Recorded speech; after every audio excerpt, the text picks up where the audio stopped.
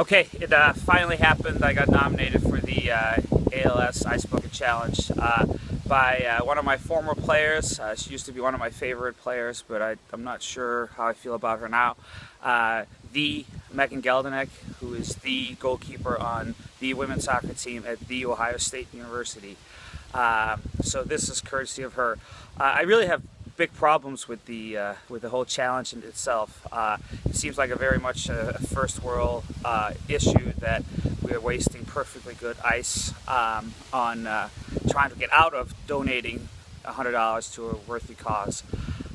First of all, there are places around the world where there's no water, and there are places around the world where there's not enough electricity to even make ice out of that water.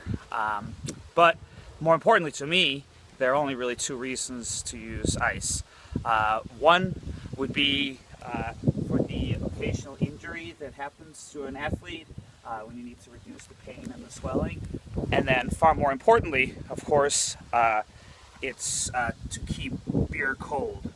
Those are the main purposes of ice. And to all of you who've done the ALS challenge out there and instead of donating have actually poured ice over your head, you really allowed a lot of beer around the world to stay warm, and that's a travesty.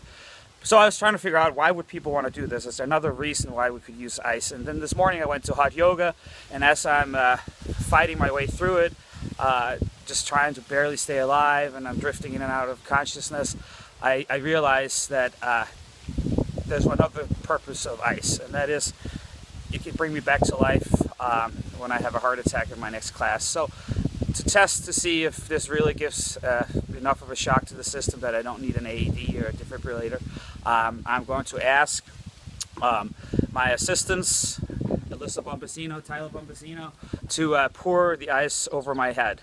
So let's see how it goes. And if there's any kind of swearing, it's probably in Danish, so you wouldn't understand it.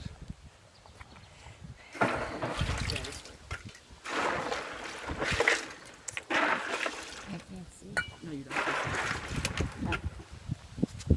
Yeah, it's good. Okay, here we go. It would be better if I couldn't see it happening. Okay, that's done. Here comes the nomination. I think back fondly to my time coaching at Smith College, and I remember this time of year was the preseason, and those of us who had offices in Scott Gym, we would have sweltering offices. So the nomination goes out to my former colleagues, Tim Bacon, Bonnie May, Linda Rainville, Lynn Oberbillig, and Teresa Collins. I know you guys have all moved to Ainsworth Gym, where it's probably perfect 66 degrees with the air conditioning now, but this is thinking back to the days when we were all in Scott Gym and it was extremely hot, and maybe an ice bath would have been the right thing for us. So you got 24 hours, get it done, and good luck this season.